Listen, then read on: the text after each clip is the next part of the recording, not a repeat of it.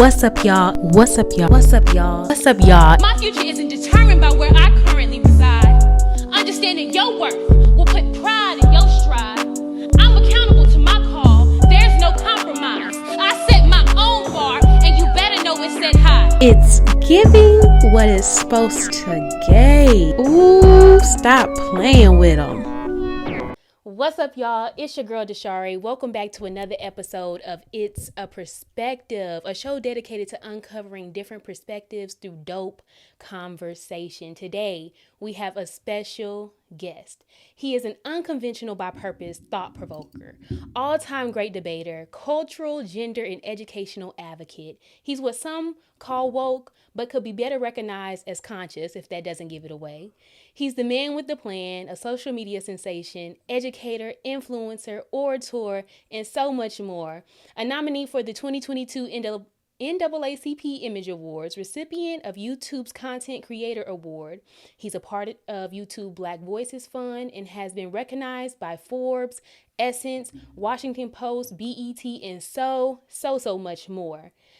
He's also delving into his executive producing and acting bag with his documentary, Controversies, Art on the Chopping Block. I would be remiss not to also add hosting, teaching, educated with a Master's of Arts in Adult Higher Education and Human Resources.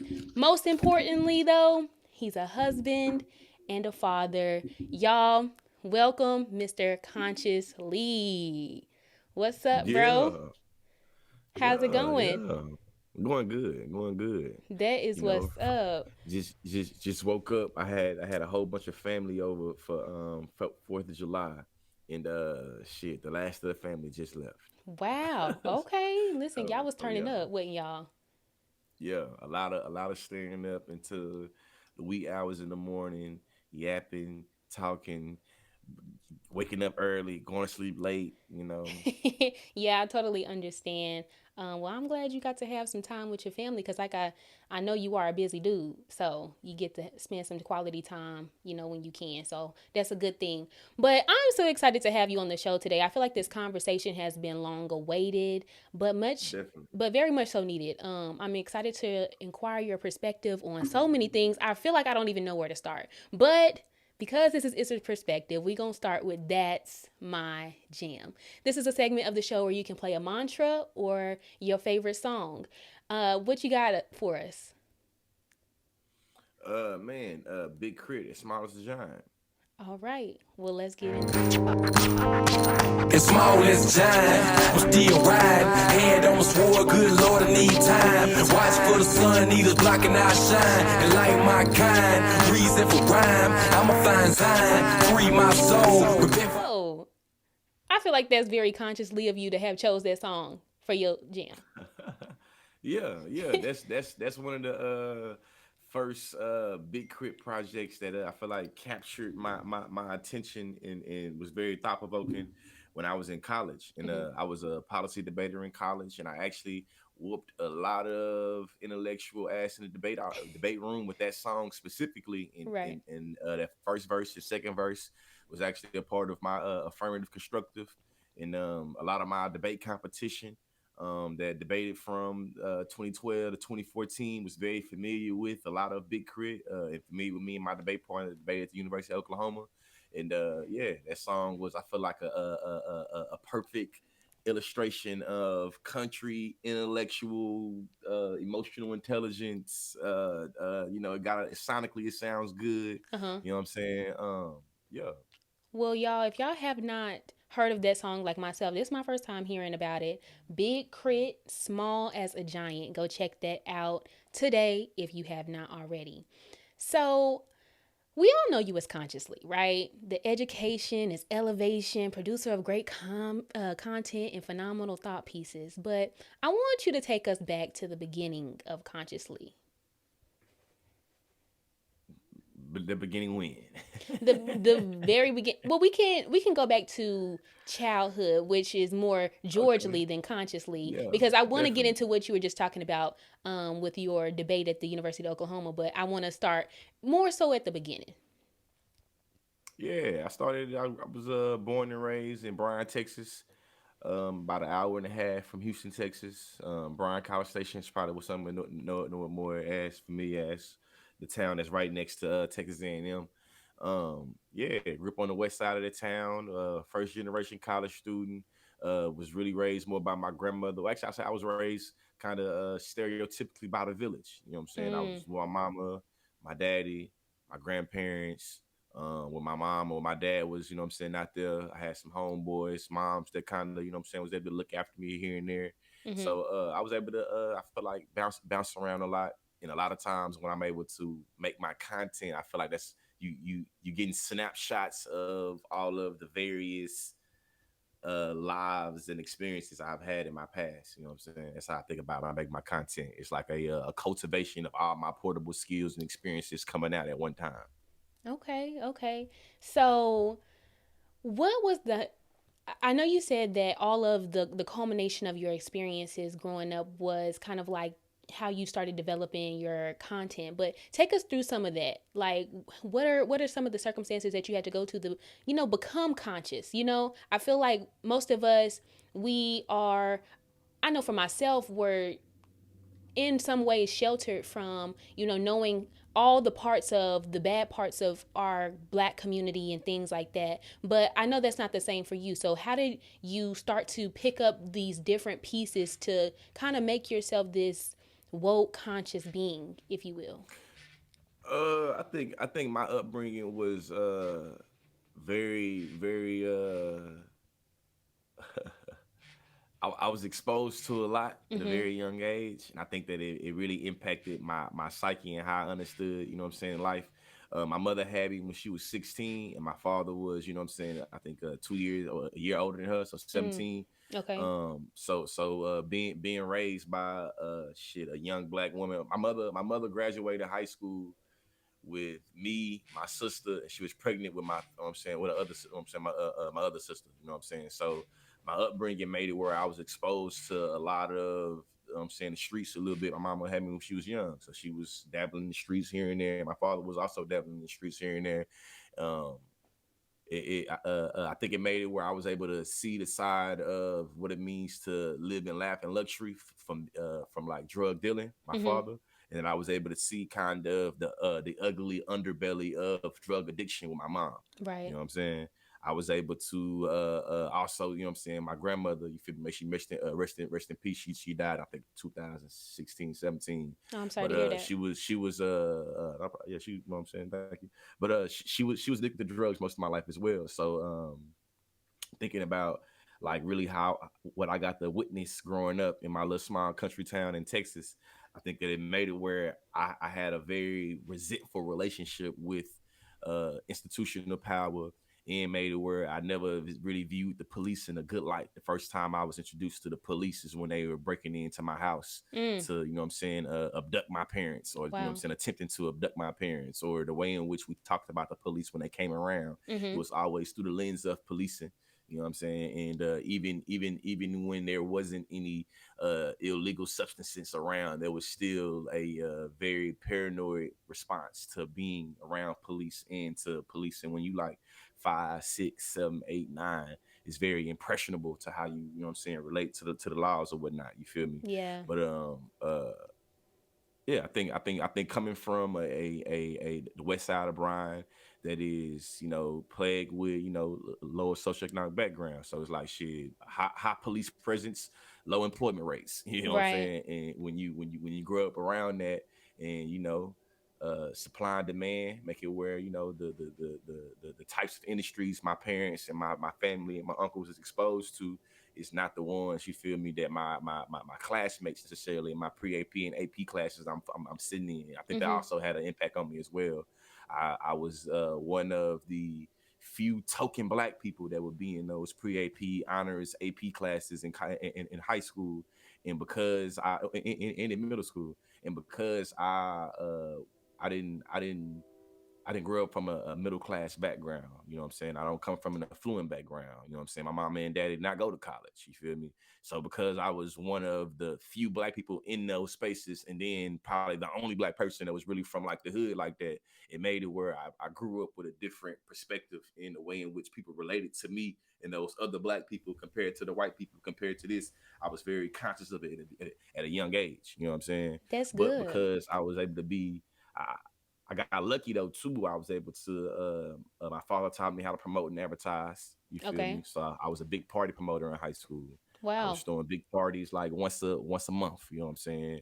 Even Okay. though I was in a small town, I had people from other towns coming to my party. You feel me? So College Station, Hearn, Calvert, Navasota, Caldwell, Madisonville, all these little areas coming to my parties. You know what I'm saying? So when I was in Right. high school, I was homecoming king, prom king, class president. But before I was very popular, I was picked on a lot when I was in maybe like middle school. So Mm. I think I've been able to experience a lot.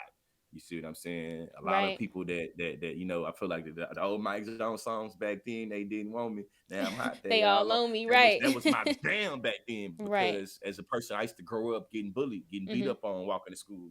You know what I'm saying? Yeah, One that's summer, I went from being bullied and being made fun of and being the last pick to being the first pick. And now the girls think I'm cute, and now the dudes just want to hang around me. So it's like I was able to experience a lot. You know what I'm saying? I think yeah, that it makes me a very well-rounded person now. very So when I'm able to balanced. talk about my emotions and my feelings, or I don't never get caught up in the hoopla. You know what I'm saying? Even when I was in high school, being homecoming king or prom king or throwing parties, I never felt like I wanted to drink my own Kool-Aid or toot my own horn too much because I never forget what it meant to be picked on, made fun of, this, that, and the other. And then you see me being like Oklahoma City, moving around, people would take pictures, this, that, and the other. I try to be cool, like, hey, thank you, this, that, and the other, but I don't Yeah. never try to get too caught up in people liking me because I know it'll switch to the, you know what I'm saying? Many people will not like you, but also too, I know like, you know what I'm saying? It's just, you know what I mean? But yeah, that long spiel. Sorry for that long-winded No, you response. good. You good. That's it's a lot to unpack, but I kind of want to, just go through it. So you grew up, not in the most, I would say, conventional. Your parents, had things going on cuz they were young themselves. Mhm. But you also had the ability to have, whether that was a little bit success in high school, becoming homecoming king, but also being able to experience something different by coming to Oklahoma and attending the University of Oklahoma, becoming a part of the debate team and receiving your master's and things like that. But I kind of want to see what doors have opened from you from a standpoint of like understanding versus vengeance, because I feel like in a way you could be a little vengeful of all the things that you've gone through or all the things that you see happening still, versus like the understanding like, okay, I know better, so I know that there's better out there, and you are having better for yourself right now in your success, with everything that you have going on. So what doors have opened for you Man, a lot of personally? doors. Personally, Yeah. I feel like now my little energy drink, you know what I'm saying? My little seltzer water mixture is starting to hit in. So now I'm waking up a little bit more. Um, I've had a lot of doors open for me, politically, socially, economically. The abundance of doors that continue to open for me really surprised me every day. If I'm being Mhm. real with you. You know what I'm Mhm. saying? I just told you where I come from Yeah. and what I, you know what I'm saying, where like my understanding of the world, how I was brought into the world. Right. So every time I'm recognized socially out in public, it blows my mind. Every time my manager or somebody hit me in my DM and I get a random business opportunity, I'm like, oh wow, you know who I do? You know who I am? Oh, for real? Yeah. You know what I'm saying? So like the opportunities from being a part of NAACP Image Awards to having the opportunity to have a short film premiere at the Black Film Festival and working with Issa Rae's company to have an opportunity to get invited to Wayne Brady's partner's home and, you know what I'm saying, being around him and his family, to really like, man, anytime I like what I've had conversations with George Lopez, you know what I'm saying, and a lot of people that I grew up watching. You Yeah. feel me? They follow me on social media. You know what I'm saying? Um, I think that from what you said, right, from how you started answering the question, how you started to ask the question, like how do I respond from a way of kind of understanding and not resentment, and kind of Mhm. how I heard that is like I've been really focused on internally, externally, consciously, subconsciously thinking about healing, Mhm. but like not from the new 2023 cliche social media. You feel me? I'm in my healing era nonsense. You see what I'm Yeah. saying? Like really thinking about it from a real vulnerable state of emotional intelligence, and how I'm 32 years old right now. I'm talking to you as a 32-year-old, but I've been being more mindful of the 16-year-old George Lee, Yeah. the 21-year-old George Lee that still live in me, and I still respond by. Even though I'm Mhm. 32 years old, I can recognize, and there's moments when I respond like 23-year-old me, like 25-year-old me, like 15-year-old me. You know what I'm saying? So I've been more thinking about the trauma, you feel me, around that.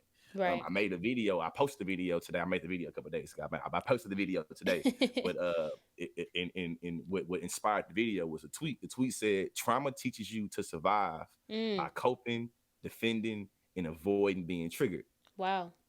Healing teaches you to thrive by feeling, releasing, and owning your triggers." So what I learned, I feel like at a very young age, is that when you grow up in the hood, somebody will call you friendly, and being a Mhm. straight cisgender black man, somebody call you friendly, that Mhm. really mean, you feel me, they feel like you exposable and disposable to be dominated. You Right. see what I'm saying? And that could Right. be something that could be easily triggered.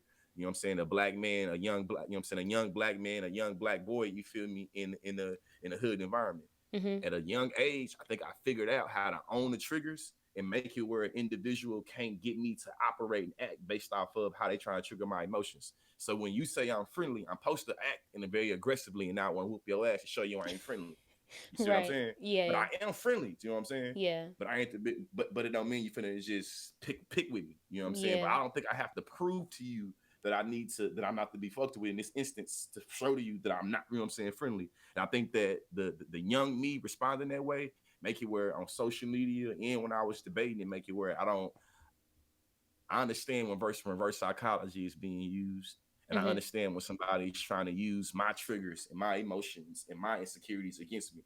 You know what I'm saying? And I think Yeah. that at a young age, and now what I learned is how to make it where I'm gonna respond from I'm gonna try to have a healing response and not a traumatic response. And trying to necessarily, there's times I can't control that, but I'm always trying to work on it and develop it. You see what I'm saying? And I feel So like in social media, yeah, yeah, yeah, what I was gonna ask was I didn't mean to cut you off, but that's good. I'm what just blabbing now. what's the what do you feel like the difference is between like the healing era? Because you said you don't want to be in this, today's age of what they call the healing era, and like actually taking the time out for yourself to maybe go to a therapy or counseling or something like that. I think that healing is a constant process. Mm. So when you think about it through the that cliche lens of a healing era, it makes it seem as if you're gonna reach a starting, you're gonna reach an end point, you're gonna reach the finish line of Yeah. healing, and you can say, "Look, sorry, I'm healed. Yeah. I'm healed." And to me, I don't think about it that way, right? I think Right. about it like I'm always already bumping myself. I'm always already getting, you know what I'm saying, bruises. I'm always already being hurt and hurt myself. So Yeah. to me, Or healing is a constant state that I'm always being in. yeah, or like you said, being re-triggered by something and have to heal all over again from it. On Yeah. God. Yeah. So because I can recognize it from that standpoint, I think about it very deeply in terms of always knowing, like being real. Mhm. There are things that I need to heal from that I'm not conscious of. Wow. Okay, let me stop you right there. Because speaking of triggers and things you need to heal from, I heard you got beef with us middle class folk. Unpack that for me. I this I would say when I was in college, I developed a big resentment for black middle class people, but I can Mm, say that it's something I've healed from okay. because it's something that I don't generalize, and I recognize that we all, like, the multiplicity of blackness and black people mean that we all come from it from different ways, right? Oh And I wow. Yeah. recognize me being in the hood and black middle class people being in wherever you know what I'm saying, the burbs or wherever you at, we experience institutions and power and domination a lot differently. Mhm. And as a result, a lot of us have different strategies and different ways that we define domination and institutions and even racism. when I was in college, there was a lot of bootstrap mentality and a lot of eugenic like thinking that a lot of the middle class black people I went to school with had picked up on Mm-hmm. and had like was deploying against me, and then I was able to recognize the way in which a lot of whiteness, white supremacy, bootstrapping. Hey, George Lee, if you made it out the hood, then anybody can make it out the hood. Right. Well, my parents went to this, and I'm a first generation this, that, and the other, and it was like I thought that it was the word I would use now is there was a lot of racial illiteracy Right. Okay. amongst black middle class people that Mm-hmm. they were able to weaponize against lower class black people, and it was at our detriment. You know what I'm saying? Or how I Mm. saw it was the way in which we talk about it's how I really learned it, right? Mm-hmm. I'm 19, 20 years old, and I'm already having like little beefs with, you know what I'm saying, other black people in the, you know what I'm saying, in school, right? Right. Right. When I Right. learned about the civil rights movement and learned about how the civil rights movement mobilized one third of the black community, and there was 2/3 of the black community got left behind, I started thinking about the ways in which how in the black community, just the whole black community, not just poor blacks, not just middle class black, not just black, but the whole black community, how we buy into the exposability of the 2/3 of black people that got left behind. You see what Mm. I'm saying? And what I was experiencing in a classroom when it came to other middle class black people, and in debate too, I recognize, Mm-hmm. and in debate, there was I feel like I feel comfortable now, and I feel like I, you know what I'm saying, can say it from a sense of like understanding and not being like very vengeful, resentful, and being like, oh, this, that, and the other, not being on my Tupac shit. Yeah.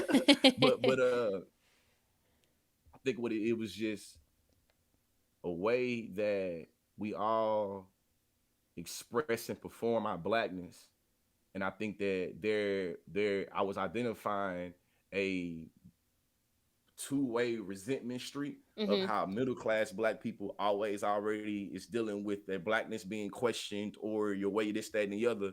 You know what I'm saying? And it made I felt like it was just it was a tension. You know what I'm saying? But I'm 32 years old now and I'm middle class. You know Yeah. what I'm saying? I'm raising two middle class black people, right? So Yeah. I think about it very consciously about what was the difference between the black middle class people I went to school with and what they did and how they thought about it, what I hated about what they did, and what was the ones I rocked with. And being real with you, one of the reasons why I no longer live in Oklahoma is because I was starting to recognize, hey, my daughter's 7 years old. You feel me? My wife is biracial, so my daughter light skinned. Mm-hmm. I didn't want to raise my daughter in 95% white norm in Oklahoma, and she only viewed black people through the lens of white people. A lot of middle class black people I went to school with, they viewed, not all and not even a lot, but my beef was a lot of the ways in which black people from the middle class view lower class black people Right. was through the lens of mainstream white America, and that shit used to blow me. Like, Yeah, that's it's really crazy because I understand what you're speaking of, and I kind of want to talk about how to bridge that gap between, knowing, because I feel like even in middle class there are like people still in between, you know what I mean? So like there's like this like far right side, this far left side, and then there's like this in between, like for the black community the middle. Oh in the God. middle class, you know what I mean? So it's like, how do we bridge the gap between, you understanding, you have your black power, you have, things that you can do to make your situation better, but other people, rallying with the not so good things that come with being, I'm trying to tread lightly here, with Don't tread lightly though. That's the to be see, if I'm keeping the stack with you, I've now reached a place where I think because there is a tiptoeing around acknowledging the socioeconomic tension amongst lower class black people and middle class black people, it makes it where we can't get vulnerable enough to really have a meaningful conversation. Because I can be real and say there is a deploying of anti-black violence coming from both sides. mm-hmm, I think that there are ways in which how black people from the hood are anti-black to middle class black people. I think there are ways in which how middle class black people are anti-black to black people from the hood. mm-hmm, We can't have a real dialogue without being real about what's really going on and being real about just going on and stepping over those triggers and or risk being, you know what I'm saying, a bit problematic, because what we're dealing with is a problematic issue. yeah, So when to me, you feel me, there is a lot of respectability politics and a lot of black pathology that operates. A lot of middle class black people view niggas as that niggas. Yeah. You can't do this. You can't do that. Even think about it. If I'm being real with you, and I've said this, so I don't even feel bad about it. A lot of people in Oklahoma City view the Juneteenth on the East Side versus Washington State as this. What I'm talking about right now. Yeah, yeah, yeah, This yeah. is where the middle class black Yeah. people go. Yeah. This is where the niggas from the hood go. Yeah. You Yeah. feel me? And I because totally we have understand. that Yeah. type of distinction, you see what I'm saying, and make it where we can't have no real dialogue. So we So have you know what I'm saying? So I feel like but that's not just Oklahoma City. That's that's the every. entire America. Yeah. What I learned. Yeah. Yeah. It really is. But okay, so I feel like this could be a point where we could find a solution. Like, what is the solution between bridging the gap? Because I feel like it doesn't really necessarily have a lot to do with those in the upper class, right? Because I feel like they have their flaws. I feel like they have their issues. I feel like there's some things to work on up there, but they found their level of success, whatever that may be. But I feel like it's really between lower class, middle class, the black community. What is our solution to bridge the gap between the black conglomerate and better ourselves so that we can get, assistance in moving forward? Like, I feel like the reason why we still experience some of the same things that we are experiencing in this world is because, like you said, we aren't having these conversations. So what is the solution? Yeah, I think that Huey P. Newton says that power is the ability to define the phenomenon and make it act in a desired manner. And to me, when it comes to thinking about solutions, I think that solutions are about defining the phenomenon and making them act in a desired manner. So to me, it's about having meaningful conversations coming from multiple sides in the black community, especially based around class, and making it where when you have a 7-year-old or a 5-year-old or a 6-year-old, they don't that they're having meaningful conversation with their cousins across the tracks. You see what I'm saying? And making it where it's not just particular, like you only see your black family during the family reunion time. Right, More right, than right, that. You right. see what I'm saying? Yeah. You only see your black family in the hood during holiday times. Now we don't do that. You see what I'm saying? So what I did was I moved closer. You feel me? To my black family. You know what I'm saying? To my black families that's in the hood. Do I live in the hood? Nah. See what I'm saying? I live in the burbs. Right. But my literally everybody that's from the hood just left my house this morning. You know what I'm Right. saying? Yeah. So it's like shit. My kids is not only gonna be interacting with they family that's, you feel me, not in the burbs during tragedies and during holidays. We gonna cut that off right then. We also make it where, you feel me, I want you to understand blackness and black people for yourself, and not just through the lens of your classmates. But also Yeah. too, I was Or very this mindful society. of, yeah.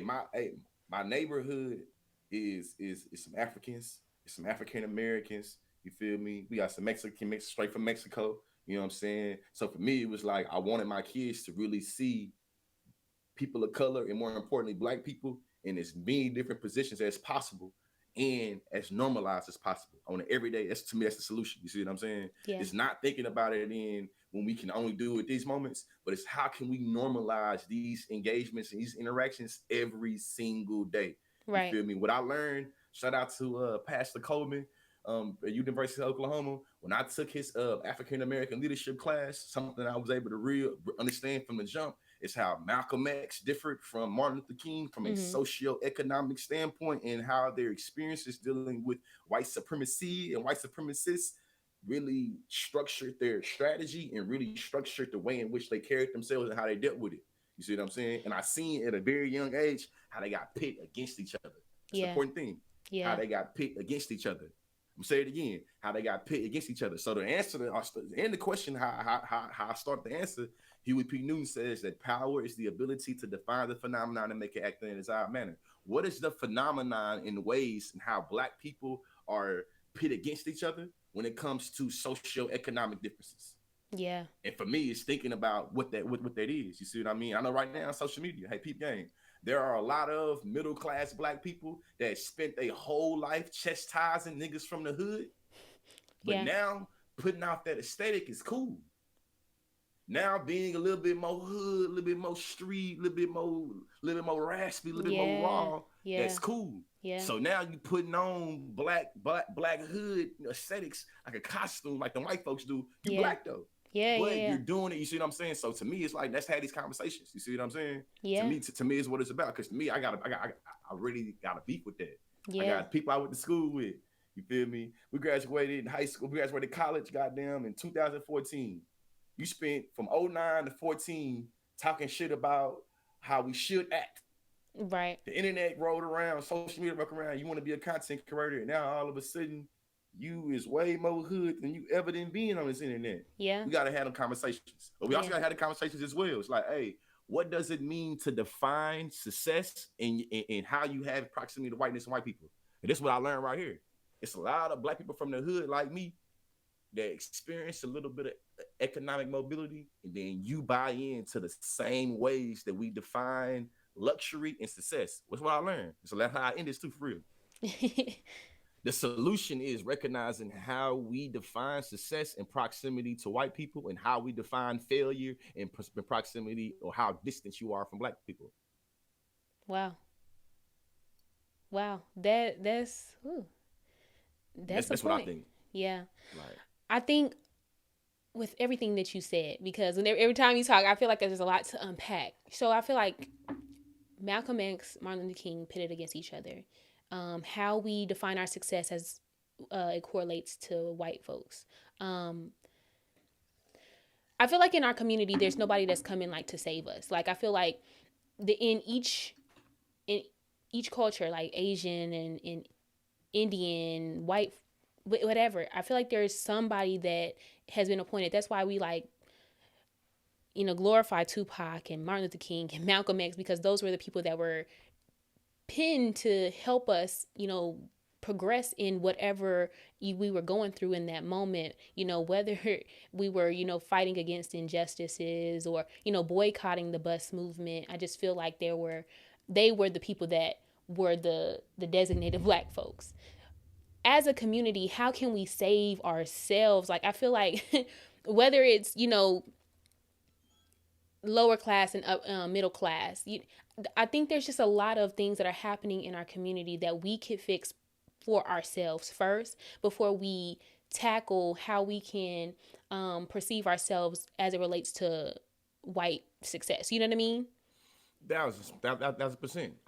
When I was younger, I came across this speech from Sister Soldier. Man, Sister Soldier was talking at I think it was the Donahue show. You feel me? Mm-hmm. And Dr. Cornell West was there, and a lot of people was there. You know what I'm saying? I felt like a few other black people was there, and what she was talking about is how within America there are no institutions that teach people of African descent the knowledge of ourselves and where we come from. Mm-hmm. I think that because there is such a identity crisis amongst black people, regardless of your gender, your class, your sexuality, that exists amongst us, it Mm-hmm. makes it where we don't have a knowledge of self. We don't have a self-awareness, a Mm-hmm. self-love, a self-care. So it makes it where within the community, a lot of us are stuck in individualism, and we lost in the sauce of, I think that egotistical capitalism egotistical, and so I ain't gonna put the word egotistical in front of it because it's egotistical, it's capitalism, right? Right. But my point is, it's like that when we want to prove our self-worth, a lot of the ways that we have been indoctrinated to prove our self-worth to ourselves and to the world is just anti-black at the core. You know what I'm saying? You got to cut yourself off to fit yourself in, you know what I'm saying, this, that, and the other. And because so many of us have been able to experience upper mobility in different ways by doing exactly that, making ourselves more adaptable, making ourselves more palatable, making ourselves more marketable, making ourselves more accessible, making ourselves, hey, a lot of that shit makes it where you get to be seen as the magical Negro at the expense of somebody else not being seen as the magical Negro. Ooh. You see what I'm saying? I'm from the hood, right? My daddy, my mama, you feel me? Shit. So I'm knowing, hey, I've been compared, you know what? My success has been weaponized against a lot of people that I love, a lot of people that I relate to. I'm gonna say it again, but you still think about that very deeply. My individual success, my blood, my sweat, my tears, and what I've done to get here where I'm at has been weaponized against a lot of people that I love because they're not where I'm at. Mm-hmm.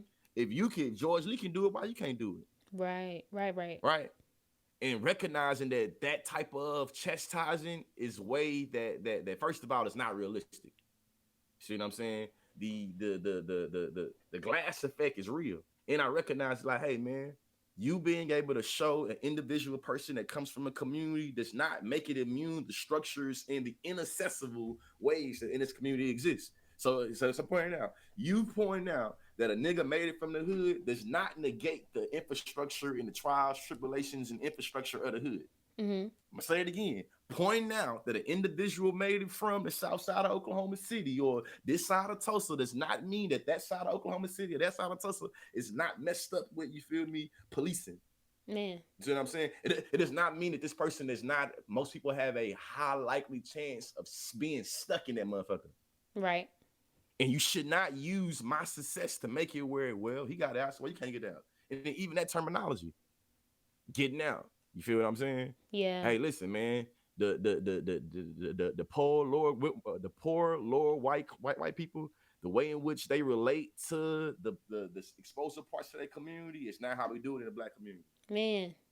I just was going off about this on my YouTube channel, literally. Hey, as black people, if I want to have my success and want to prove that I'm not like the other niggas, I have to buy into the exposability and disposability of the hood. Mm. The white people don't do the KKK like that. The KKK will always already be taken care of because the white people buy into that humanity of the KKK. You don't have to disavow the entirety existence of the KKK, but you have to disavow the entirety of gang violence and thuggery. See what I'm saying? And to me, that's a part of the problem and a part of the beef why we have such a big beef against middle class black people and lower class black people. Because then you have middle class black people that are able to deploy the same type of terminology and perspective that the white people do. And then you have the same black people that are able to look at white people in the middle class and be like, but you rich. And it's like, nah, nigga, they are working middle class. So on this instance, that's how I said, poor black people, financially illiterate, and we weaponize our financial illiteracy against middle class black people. Middle class black people, racially illiterate, weaponize your racial illiteracy against the poor niggas. And that's why I feel like that's how I'm right. That's how that chapter in that book gonna start. That's my argument. And I'm sitting on it, I'm defending it, whatever. You feel me?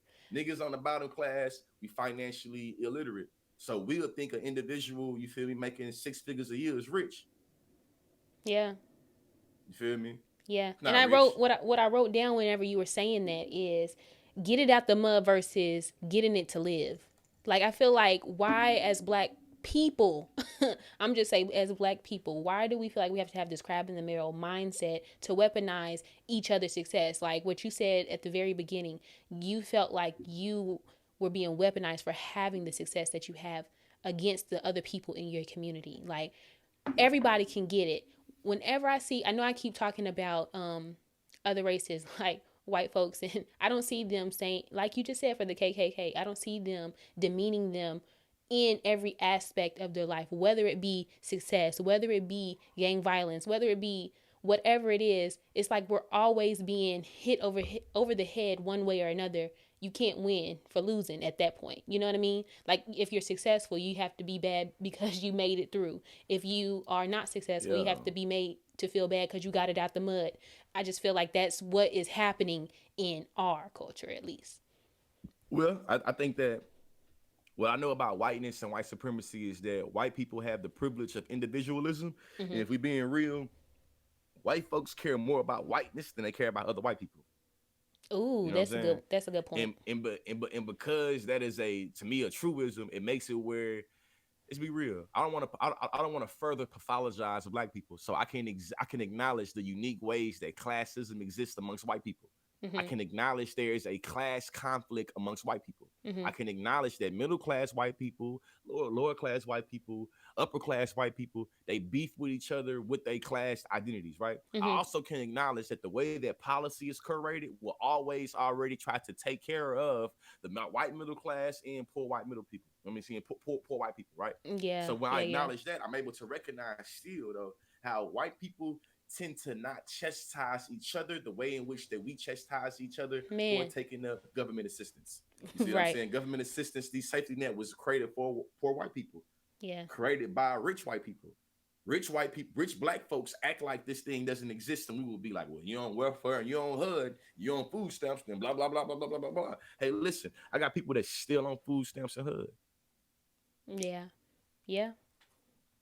Yeah, See what that's I'm real. saying? That's real. And because I got them, I know that I see them, I still talk to them, we still kick it, and make it where I feel like going back to what you asked, what's the solution? It's like, well, I think the solution is recognizing the problem and recognizing the solution is a process and not an action, but also recognizing how much you implicated within the problem. I recognize I was implicated in the problem when I was getting all these damn degrees, getting all these damn followers, getting all these opportunities, and I was one of 3 black people that lived in my neighborhood. Mm, I realized I was a part of the problem. You see what I'm saying? I man. realized I'm a part of the problem. Nigga building an international, you feel me, a platform talking about white supremacy and this, that, and the other. But I live in a white community. I go to a predominantly white university and educate predominantly white kids. And the only time niggas get to see me is when I'm on the internet. I'm a part of the problem. You see what I'm saying? So shit, what I had to do to be a part of the solution was acknowledge I'm a part of the problem and then try to do something individually where I'm at. But also acknowledging that it's still a process though. You know what I'm saying? Like me living around other black people, it's not enough. Me being close to my family, it's not enough. Now I need to be more intentional with teaching my kids right now while they 5 and 7 about black empowerment, about the different textures of black people, about, you feel me, being light skinned, about like, you know what I'm saying? I've already sprinkled a little bit in there, you know what I'm saying? But now I be more intentional with how I'm fathering and how I'm consciously. I'm Yeah. George Lee. Yeah. So my fathering and my parenting should look a little different than everybody else's. So now it's about really, really, really sticking with that, really sitting on that. You see what I'm saying? And Well, shit, I you know, think sometimes it's easier said than done. Yeah, and I think it just goes back to our point when we were saying like healing is a journey. And I think that as a black community, we're in a constant state of healing because we are constantly being triggered by things that have been happening over the 400 years. And so once that happens again, we are like starting at the beginning of our healing journey because it's like, okay, so what do we need to do? What protest? What people are speaking out? What people aren't speaking out? You know, so it's like it's just a constant thing. I don't know if how close we are to hitting a point where we feel like we as people can make the change, or begin the healing journey from where we are instead of keep starting over, you know what I mean? Just Yeah. using that as an Yeah, for analogy. sure. Yeah. For sure, for sure. But also I For sure, wanted for sure. to mention this before I move on to our next topic. Do you feel like segregation was the best time for black people because we, like you said, you were one of, I don't know how many people living in a white neighborhood and going to a white institution, but back then we had black doctors, construction, dentist, whatever it was, you name it, we had it. Hairstylist, all of it. I would say that there was definitely a time in the segregation where there's probably a lot more black unity and black camaraderie Mhm. because we were forced to be around each other and we were, you know what I'm saying, like our only option was to be around each other in many different options, in many different ways. Mhm. But I feel like I've become very careful of the way we romanticize the 1960s, 1950s, 1940s Mhm. because a lot of times we want to think about how like that white supremacist violence, Mhm. how that anti-black violence operated. And it's like, hey, when we had black doctors and we had black bankers and black banks and black Mhm. schools and Mhm. black principals, uh what did that mean for me? That's why I had to ask myself that. You feel me? When I moved to Oklahoma and I was able to be really empowered and inspired by Black Wall Street, by, you know what I'm saying, Yeah. you know what I mean, North Tulsa. But Yeah. then you think about it on a level of violence, it's like, hey, having that many black doctors and black banks did make us immune to white supremacist violence. Yeah. I think that, like you said, I don't want to romanticize that because I think that the violence that happened, the things that we went through were terrible. Like I couldn't even imagine, the level of, forethought that they had to have, the level of Yeah. patience that they had to have, the level of, you know, just being who they were in that moment, just to get back on their feet after that, because I still feel like after all of those things happened and our cities being put under lakes, but I digress from that whole subject, because that's a whole nother But topic. it's a part of the shit though. It's Yeah. a part of it is that though. I think it's really thinking about how when we are able to practice kinship in a way that is able to give like result into political, social, economic infrastructure. How even when we lived in a segregated times, that still brought about racial fear and paranoia that made white people feel justified into putting your town under a lake or Hmm. setting your shit on fire. So for Yeah, me, I yeah. always think about like, okay, Or under a I can highway. acknowledge or Tulsa. you know what I'm saying, throw a highway to it. You know what I'm saying? So to me, it's really thinking about like, I can say that there's probably a bigger level of racial pride back in those segregation times. I think, But to me, it's so much more complex. That's how I think about it. That's how I would say it, like simplified. You know what I'm saying? yeah, No soliloquy. yeah. To me, it's just so much more complex. It's definitely so much more complex than I'm about to make it seem, but I feel like um, for our black community, because that's what I like to focus on, um, Facts.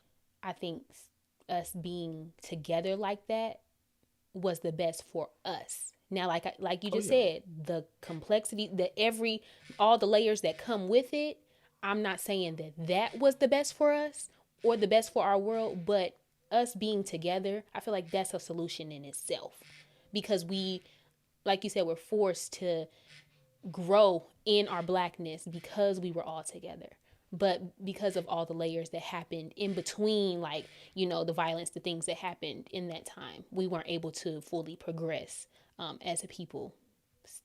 Lakes, you know, highways, Now I think you might have seen, I fires. think you may have just inspired a video, but I think that when we talk about defining the phenomenon and making it act in a desired manner and thinking about the way in which Black people beef with each other, there has to be a lot of unpackaging that we do about Mm, how a lot of the city demolishing, community demolishing plays into how we beef with each other right now, especially on the economic ways. Because let's be real, right?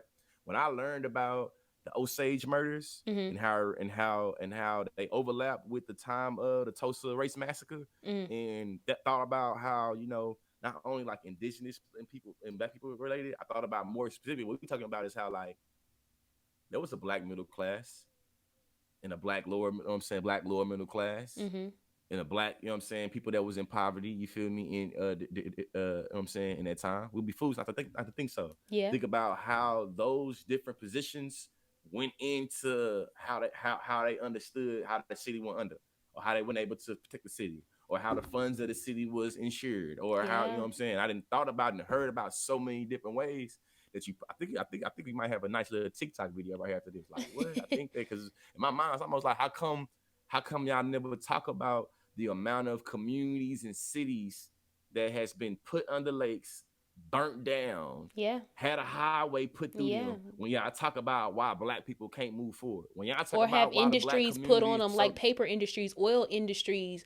I don't like know. why the black community Yeah, is so far behind this, that, and the other. It's like, man, we could think of three ways, yeah, three major ways off top of the head that have had tax dollars and or different parts of government be involved in either flooding this city and putting Lake Lanier here or some shit, putting I-35 here, or goddamn, you know what I'm saying? It's just like really thinking about that, but also recognizing like what that does for us or putting. and how we internalize black inferiority, right? Because think about it. If you don't Yeah, know this shit and you 21, you might be like, man, black people always decrepit, always bad. We ain't never got shit because we ain't never been shit. yeah. That's it. Or think about it like this. I'm gonna say this first before I say that. If you haven't heard of any of the things that we're talking about, I encourage you to go research. So let's talk about wokeism and how it affects your content. Well, you know, I started off my conscious journey on being woke and being sparking and staying woke. So I would say that a lot of the black radical tradition is full of my foundation and how I do what I do. I also recognize that in our current climate, there's a lot of anti-woke shit going on. So the way that my content gets backlash, it gets pushed back towards, as well as I think influenced and structured by the current climate of wokeism, and it is infused and structured by the current, the former past understandings of wokeism. So yeah. That's what's up. I mean, I hate that your content gets pushed back because the reason for this episode, I feel like you bring so much value. You open up Thank people's you. minds to different ways to think of things, and that's what this show is about. It's a perspective. Gauging people's perspectives, whether you agree with them, whether you don't, or both. Like, it's it's so important for us in society to have people like you, people like me, people that are extremely to the opposite side or to the other side, because we are people and we can have different outlooks on life. And so that's the reason why I wanted you to be on this show in the first place. Like, Thank you. yeah, I've been a fan way before we even met. At Juneteenth last year. If y'all ain't Yeah. know, this is my brother right here. We've been hosting together the past 2 years, and so I've just, had a lot of, admired you from a distance. Didn't even know you were in Oklahoma. But Yeah. now that you've moved Yeah. back, I'm super glad that you were able to give people like myself, like brown and black men, all people, I'll say, but specifically in the black community, a voice, or something to say, yeah, I agree with that, or yeah, I can stitch that, and also, put my perspective on top of it. But let's move on to a positive note. Your recent accomplishment of executive producing and starring in your very own documentary. I need the backstory on it. Take me through how you were able to, get that opportunity with Issa Rae's company, like you said before in the show. That's super amazing. Yeah. I was a part of the YouTube Black Voice class of 2022. Uh huh. Yeah, 2022. And as a result, I had the opportunity to submit a movie outline for the American Black Film Festival. And when I submitted the movie outline, Issa Rae's company thought it was dope and decided they wanted to fund the film. And it's an opportunity that I got uniquely as being a part of YouTube Black Voices Creator Fund. Um, yeah, that's really those two things came together right there. It was a long process. I will say, I can't imagine what it would look like to do like a long movie or documentary. My my Yeah. my, my documentary is only I think about 15 minutes long, Okay. and shit, we shot like we had for a 15-minute long documentary. I swear we had like 15 hours of footage. Wow. You know what I'm That saying? well, that's good. Yeah. But I feel like I know you say you can't think about doing it, but I feel like you're gonna get there soon, sooner than later. You're gonna get into those Nah, those I ain't gonna lie to lengthy. you. That opportunity to go to the American Black Film Festival opened me up to a industry and a realm that I never seriously thought about. Like I thought about like it'd be dope if I could do a movie or do a voiceover or do this or do that. Doing that film showed me like, oh nah, this is easy. Yeah. Y'all consider me a storyteller in the content I already make. A word, okay, bet. And then just being able to recognize having the voice, you know what I'm saying? Being able to, I feel like because I come from I did a lot of poetry and poetry contests growing up, so I know how to fluctuate my voice. Yeah. Go real high, go low, go fast, go slow. So being able to, I feel like do that on the film, and then people being there to be like, "Oh my God, you have a good voice," this, that, and the other. So it's like, shit, Yeah.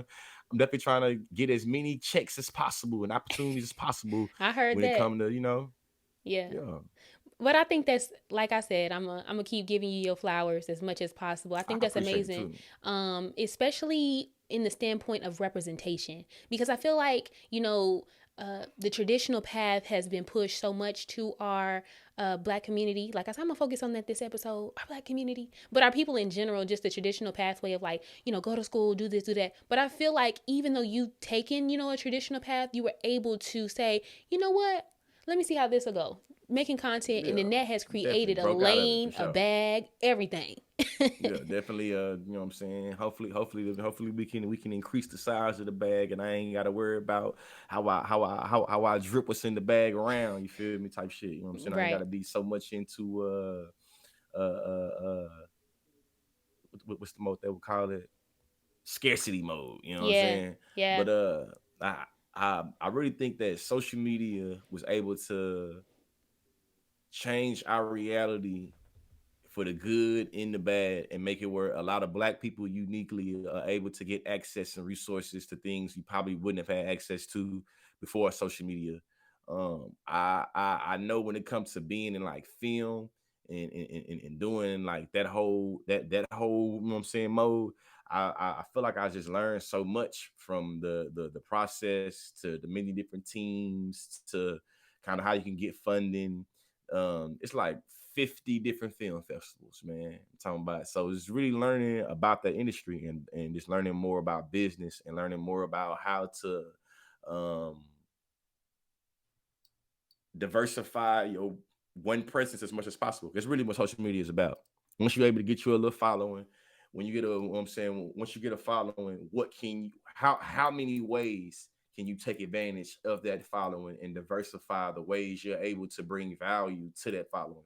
And that's something that you just learn as you go through the process every day, and make it where shit, you might have started making videos about white supremacy, and you looked up, and now you doing videos about all type of different identities, Yeah. and now you feel me getting opportunities to go speak and consult and write books. And so you never know, but it could be really based off of shit, you just being getting a small following on one platform that can go Yeah. to other platforms. Yeah. That's amazing for sure. I like to ask this to all of my guests. What does passion versus purpose mean to you? Passion versus purpose. I've never heard of that before. Actually, I usually think about what your I usually think about it in It terms doesn't of have to be passion like and purpose versus. being together. Yeah. Oh yeah, It doesn't have to that's be how a I talk about versus it. Like, thing, but what does like passion mean to you and what does purpose mean to you, or how do they combine in some way? If that. yeah, to me that to me, like, I always think about it in terms of purpose versus popularity, and a lot of times what gives you purpose don't make you popular, or vice versa. And usually, to me, passion is usually the determining factor of whether it is a purpose or whether it's something that gets you popular. Let's pop passionate about being popular, and that's a whole nother conversation. But Right. I think that being able to be authentic, being able to say what you mean and mean what you say in a very meaningful way is usually, brings purpose. And being able to think about what brings you passion, what I'm saying, sometimes is able to kind of not bring purpose to you, at least, if not the rest of the world. But Mm-hmm. I think about like what make me tick, and learn about, in our world now we live in an attention economy. Oh So yeah. usually what you give attention to, shit gonna give money. You know what I'm saying? So it's like I don't spend my money everywhere, so I don't spend my attention everywhere. Ooh. So I think about when it comes to my passion and my attention and purpose, is like try to spend that very frugally. Yeah. I don't know why they just made me think of, I don't know who said it. I feel like Lil Baby said it. He said, my body goes everywhere, but not my energy. I mean, not my, yeah, my energy. I think that's what he said. Like sometimes your physical presence is there, but you don't allow yourself to delve into some of that energy, that comes with it, whether it be bad energy. I would think is bad energy. Hopefully, you allow yourself to receive good energy. But I don't know why they just Yeah. made me think of that. If that means anything. So we're wrapping up here. I had this conversation with my dad. Shout out to him about gaining Shout out perspectives. to dad. Yeah, about gaining perspectives from individuals who gained success in their own right. But to make a long story short, he said that his true interest was to hear people's unfair advantages. So I think for you, I want to hear what your unfair advantage it was. In your coming up story, where you are now, whatever part of your journey that was. Um, that could possibly help, somebody that's listening in their journey, whether they're in school, whether they are maybe still in the hood, they're trying to get out. But what was that piece, that like one part of your journey that was like, you know what, that's an unfair advantage that I had that may have helped me to level up in my career. Yeah. Shit, I got a lot of them I think of all the time, because the way my consciousness works, I always think about different journeys and different trajectories of life, and how what you experienced or what you had to start with impacted that trajectory, especially when compared to other ones. Mm-hmm. I'm a homeboy that is one of two or three homeboys out of like 20 that Mm-hmm. got a relationship with their father, and that know their father, and Mm-hmm. that was raised by their father. I I always think about necessarily not necessarily an unfair advantage, but an Mm-hmm. advantage that I had compared to my other homeboys that I was able to be poured into and to be scoped, you know what I'm saying, by not only another black man, but a black man that was my father.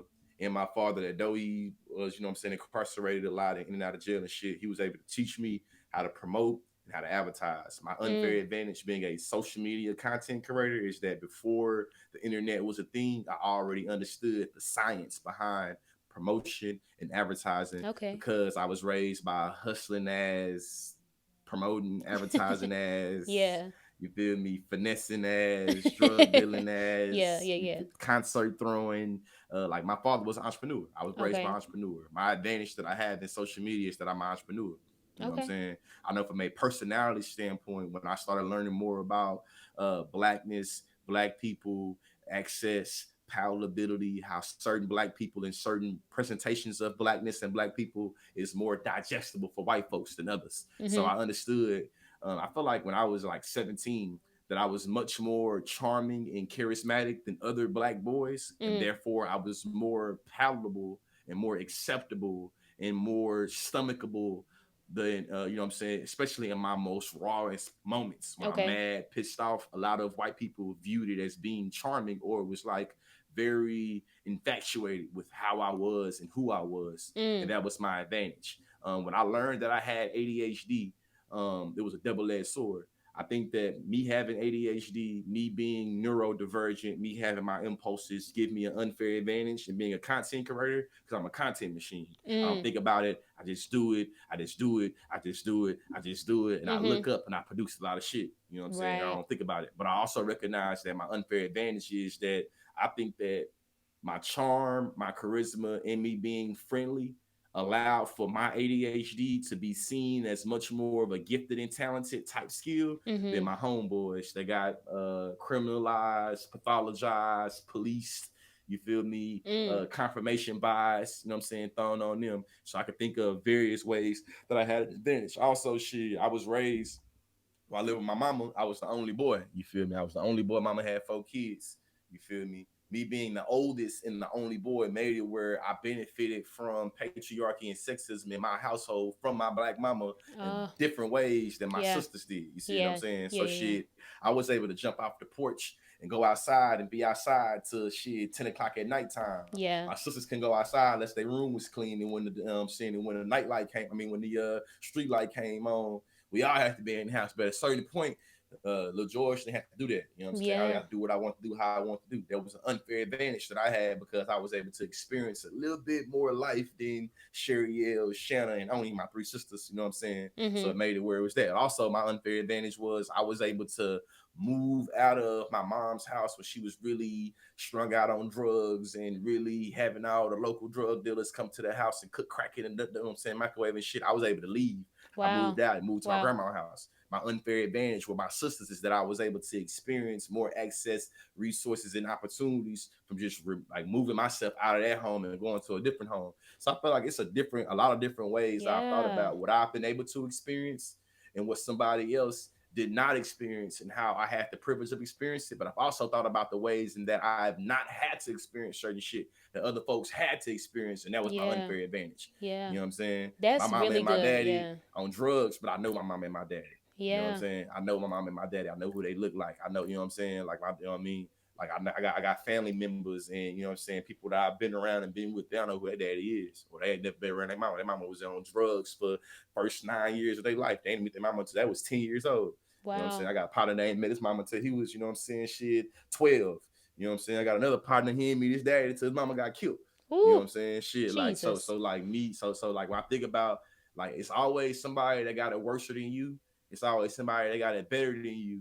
And I think that I've been able to be blessed with a mind that I can be very well rounded and think about my advantages and my disadvantages, but still think about how they cultivate together to make it where I move how I move. Yeah. I think I'm being long-winded, but the last thing I say about in response to this, when I No, you're was a good. You're good. policy debater at the University of Oklahoma, I Uh-huh. learned how to take my structural disadvantages and make them intellectual argumentative advantages. You And better it's a portable speak. skill that still speaks with me though. It's a portable skill that still sticks with me though. Like all Yeah. my trials, tribulations, disadvantages, you know what I'm saying, shortcomings, I've been able to flip them and think about how it gave me resilience, how it gave me strength, how it gave me consciousness, how it gave me understanding, and being able to present them in a way where it's not like, oh, woe is me. I've always had it bad. My mama was on drugs and my daddy sold drugs. And when I was in college, my mama and my daddy was in jail and I was feel sorry for me. Like, Right. though everything I just said was true, but I don't want Yeah. you to feel sorry for me. You Right. see what I'm saying? If anything, I want to make it where if somebody else is experiencing what I'm experiencing in any way, shape, form, or fashion, to know that like your story is just that. It's your story. It doesn't have to be your Right. reality. Or how I say when I go to when I'm booked to go talk to young kids in the hood or in different situations, it's like I'm an avid believer that we're all products of our environment, Yeah. but I'm a more of a believer that you get to dictate the type of product that your environment creates. And Woo. I usually simplify and go to Yeah. a metaphor and be like, hey, peep game, man. You take your crazy ass into a Nike, to a Nike warehouse.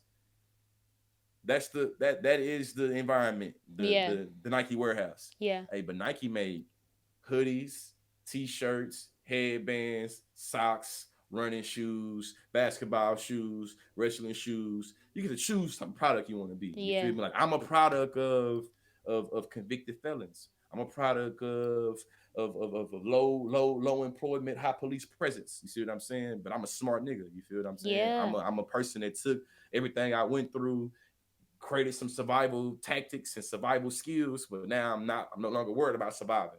I now want to Yeah. heal, I want to thrive, but it's like shit. Now it's me telling my story. I don't tell my story to make people feel sorry for me. I tell my story so you know where I come from and you get why I tick. But more importantly, I tell my story because I know it's other people experiencing what I experienced. Yeah, You know and what I'm it's a saying? culmination of all your experiences. Is who you are. I heard this story. I think it was yesterday or the day before. He said that he came from the hood. He went to prison. This guy, I think I think it was Wall Street Trapper actually. Shout out to him as Yeah, well. Wall Street Trapper, He said man. Shout out to him.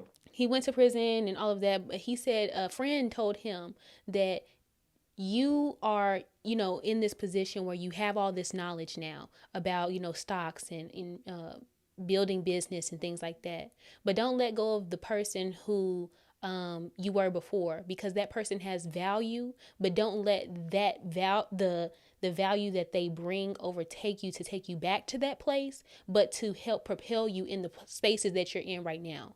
So Yeah, I think about that for you. You're just a culmination yeah, of your experiences, but you don't the product doesn't necessarily have to look the same yeah. as where you come from. And I And also the like to product is never finished.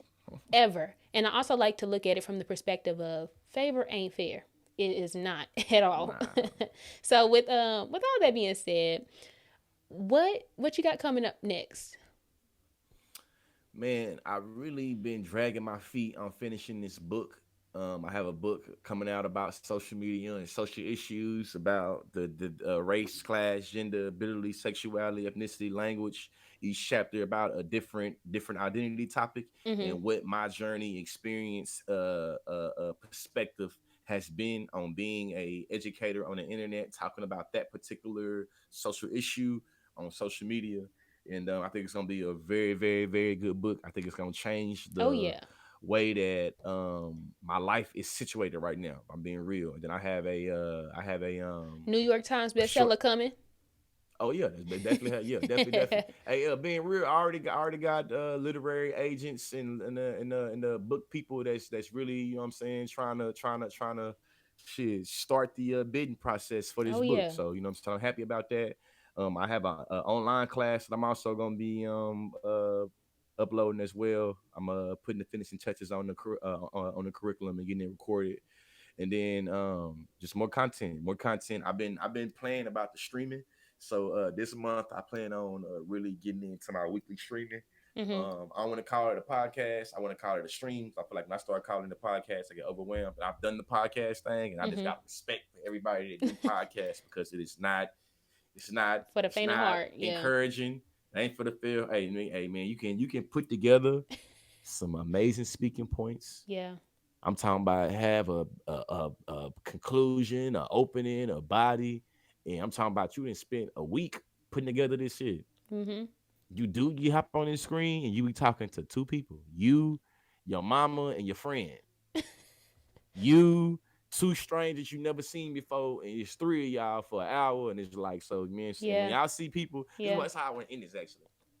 If you watching this Mhm. and you are a friend, a family of Dashari, and you want to see her make it to what she making it to, Come on. though usually I say, you know what I mean, your biggest supporter gonna be a stranger and somebody you know and love gonna be your biggest hater. Yeah. Though that is still true, if you want to be the exception to that rule, or you really want to see Dashari make it to spaces and places where her voice and her perspective is being heard, make sure you engage her content specifically on podcasts, like on podcast specifically, because Yeah. it's a lot of Yeah. spinning of the wheels and Mhm. shit. You might not go nowhere. You see what I'm saying? So Yeah. again, if you want to see the Shari do her damn thing in different Talk to him stages, constantly. different people, different opportunities, Yeah. support what she doing on these podcasts. It Yeah. ain't got to be this episode either. I know she do a lot of episodes. She grind hard. You see what I'm saying? Yeah. So shit, find episodes you like, but share it, comment on it, subscribe to it. Shit, you feel what I'm saying? Do When you that. hop on Twitter, or you know what, when you getting on Threads and you be everybody hopping on these new apps, go on and find your favorite. It's a perspective episode, and share the link on Spill app. Come Share the on. link on Twitter. Come Share the on. link on Facebook. Share the Yeah. link on Threads. What I know is that being a Black creative, a lot of the disadvantages that we have a lot of times is the people around us don't want to support our shit until we don't need their support no more. You see what I'm saying? Or you don't want to support the shit until you see other people see value in it. Come Don't on, do that. consciously. Please don't do that. Like if you've been around Dashari before everybody else knew who she was, keep that same energy. And I say this to end it. Please. If you're not fucking with her right now, and Man. you're not trying to put no soil into the ground, when you start seeing them fruits start being buried, keep your ass from the garden. And don't tell her she acting brand new. Don't tell her she acting Listen, different. rip me out the plastic. I've been acting brand new. Rip me out the plastic. Swear to God, you see what I'm saying? We don't want to hear it though. She's gonna be acting brand new, and you better not act different because you been acting brand new. Yeah. You know what I'm saying? And same goes for consciously. Listen, I know he has a platform, but it ain't never too much sharing. It's never too much commenting. It's never too much sharing it to these new platforms that are dropping because, you know, Elon Musk is doing too much on that Twitter. So it's never too much of that. You know, go support my brother as well. Ooh, and I lied too. When you seen Elon Musk's last thing for real though. Okay. Shut up, right? We do a lot of hooping and hollering about supporting Black businesses and supporting Black institutions. Hey.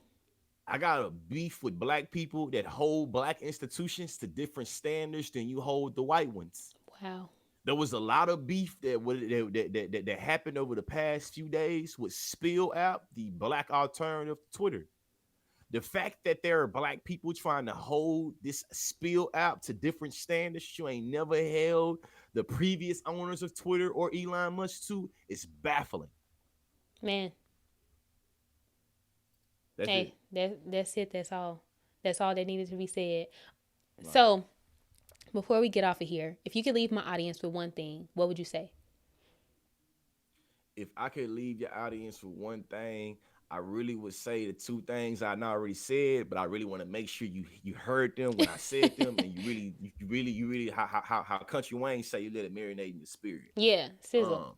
If you want to be a creative or you want to actualize a vision, yeah, I don't give a damn whether you want to be the best doctor, the best lawyer, the best content creator, rapper, dancer. It's just a truism how capitalism and egos work.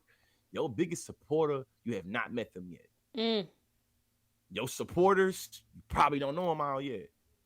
Your haters, you know them. Yeah. Don't take it personal that your classmates, your cousins, your family members is not supporting you the way they think you support you. Don't cry and be like, man, the reason why I can't make it nowhere because nobody want to support me. Right. It's fine. Yeah. Consciously went through that, consciously continues to go through that. Your biggest supporter gonna be a stranger, somebody you know gonna be your biggest hater. Man. And the last thing I say is, you feel me? Purpose over popularity.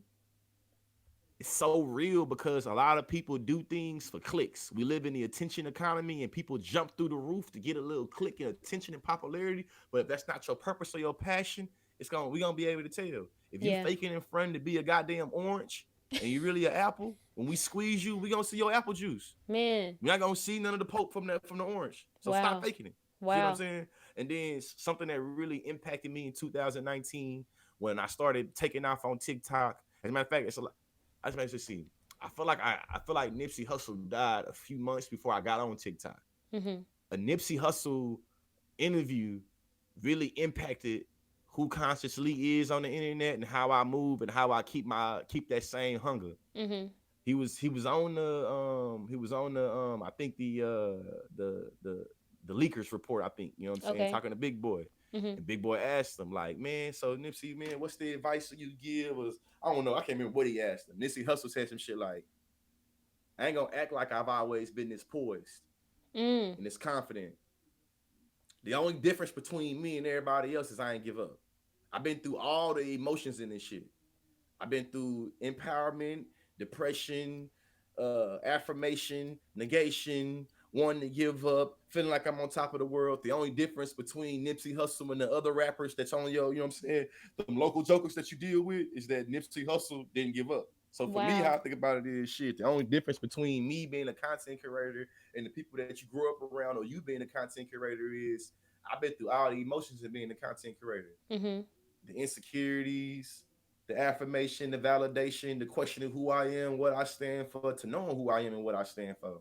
You feel me? To feeling like I'm being slighted, to feeling like I'm not getting what I need, to feeling like nobody care about me and support me and think about nobody give a damn what I got to say. To people really holding on to every word I have. Even right now, I got over 3 million followers, and I would be lying to you if I didn't say if I said that there is moments that I feel like I have 3 followers, or Wow. there's moments that I have over 3 million followers, and I feel like I'm not getting enough opportunities, or how I pay my bills, or how I feed my kids. The followers is not doing it for me. So I'm Wow. negotiating if I should get a job again. Wow. So I'm still going through the motions. The only difference is shit, I'm still in to win it, and I believe in what I build more than what somebody else gonna build for me any day of the week, regardless Wow. of how my insecurities is fucking with me at the time. You know what I'm saying? So Yeah. just want to just be real. You know what I mean? When y'all Yeah. see me coming down your timeline, I'm a Yeah. human being Yeah. that deal with life. Yeah. You know what I Yeah. mean? Yeah. No Yeah. matter Yeah. how confident I said it, no Yeah. matter how I said it, and I was 10 toes down, I go through shit as a content creator. Yeah. And it bothers me a lot of times that some of my friends and family members don't support me the way I think they should.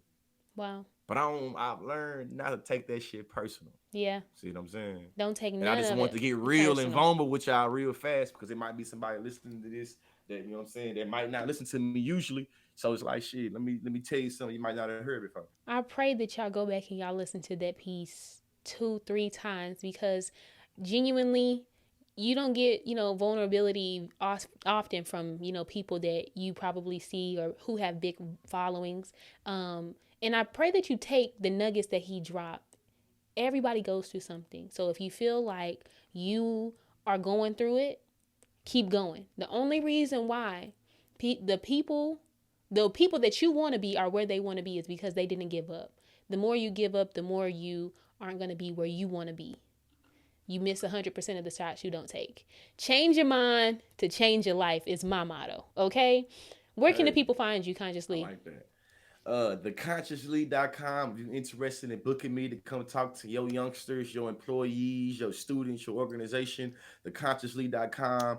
If you're interested in supporting my hustle and getting some merch, you see I got the research of me search sweater on. I got some merch as well on the website, theconsciously.com. And then really, if there is an app that exists and you want some content, you want to think differently, or you want to think deeper about race, class, gender, ability, sexuality, follow me at The Consciously. My motto is education is elevation, research over me search, and saying it very raw. I consider myself a professional shit talker. Yeah. Say no to all the sucker shit. Say no to, you know what I'm saying, stay sucker free in the land of lollipops, unless sucking is a thing you into. And then, I ain't trying to kink shame and or create no homophobic in your windows, you know what I'm saying? But when I say stay from the sucker shit from an African American vernacular standpoint, you know exactly what I'm saying. Right. Thank you. I appreciate y'all. Yes, Consciously, I enjoyed this conversation, my brother, more than you know. Please stay connected with Consciously. He has so much coming out, y'all. He's getting into the acting world, executive producing. He's about to have a book that's dropping, a class that's coming. Well, I don't know if it's called a class, but yeah, it's a class. A class is coming, man. Yeah, Conscious class. University, my online, you know what I'm saying, university. I already got one class in there already. You feel me? I already got one class about identity politics on my website, theconsciously.com. You can check Okay. that out. I have a second class coming to the Conscious University. You see Conscious League, Conscious University. You get it. You see the marketing right there. Yeah. But yeah, my goal is We about to have make it a universe at in a least minute. like 10. Swear to God, universe. You know what I'm saying? I want to make it where if you don't have the grades to or the time or the scores to get into a university, I have a very accessible curriculum with the S that you can get into that can teach you portable skills. Yeah. To better yourself. That's what's in your up. pocketbook. Well, consciously keep your perspective because it definitely looks good on you. Y'all, I love y'all so much for supporting me. Please go support Consciously as well. This has been a phenomenal episode. Like I said before, change your mind and change your life. You can do whatever you put your mind to. I love y'all.